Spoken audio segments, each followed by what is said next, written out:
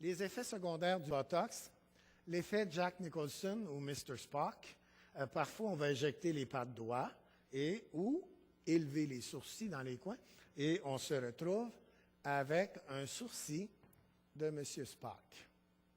Ici. Alors, ce n'est pas agréable, mais ça dépend de la force musculaire de tous et chacun, la façon de l'enlever, un petit 2 unités de Botox.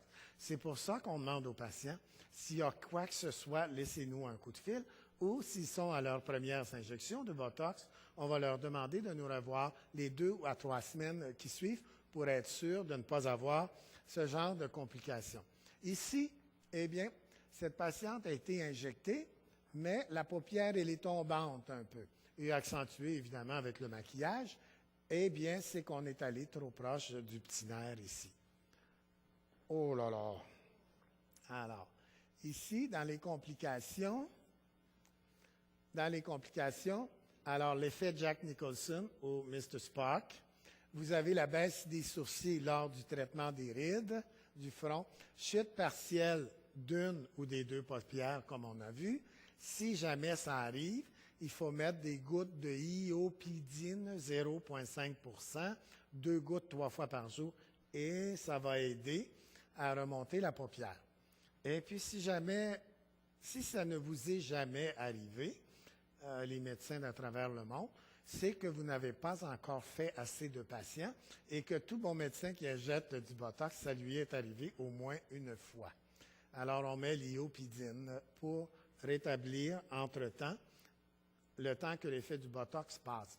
Et fort heureusement, une paupière, ça contracte beaucoup d'une journée, même dans une heure. Hein. C'est toujours en train de contracter. Ça contracte 1000 fois. Alors, le Botox va être usé très rapidement. En un laps de temps de 2 semaines, l'aptose de la paupière devrait disparaître. Asymétrie de la lèvre supérieure lors de l'injection du nez, je vous l'ai mentionné tantôt. La vision double, bien, on a fait des pattes de doigts trop proches. Sécheresse de l'œil lors de l'injection de la paupière supérieure parce que l'œil a déjà une tendance à être sec et la paupière ne se referme pas assez. Alors, il faut bien regarder nos patients avant de les injecter. La lèvre inférieure asymétrique lors d'injection des rides de marionnette, bien, il a voulu aller dans le triangulaire des lèvres, puis il est trop proche. Donc, ça donne ça. Alors, ça va passer, monsieur, ça va passer, madame, mais autant faire se peut. Bien connaître son produit, bien connaître son anatomie et éviter tous ces effets secondaires qui font la manchette et le plaisir d'autres qui ont à écrire. Les cépharies par des contractions des muscles complémentaires ou antagonistes, c'est-à-dire vous injectez le bas de l'œil et vous vous apercevez, quand le patient vous revoit, que c'est tiré par en dedans.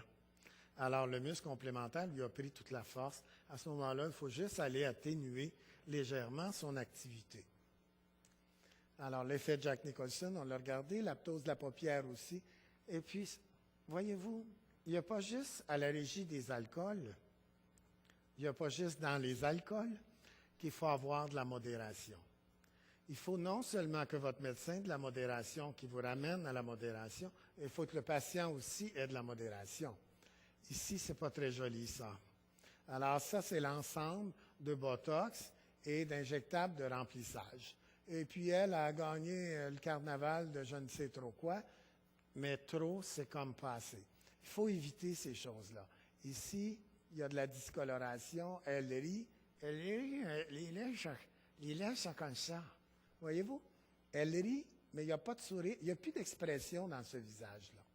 Alors, quand vous voyez arriver votre médecin avec vraiment une grosse fringue, puis il veut en faire beaucoup à la fois, moi, je vous conseille, il faut y aller mollo, étape par étape.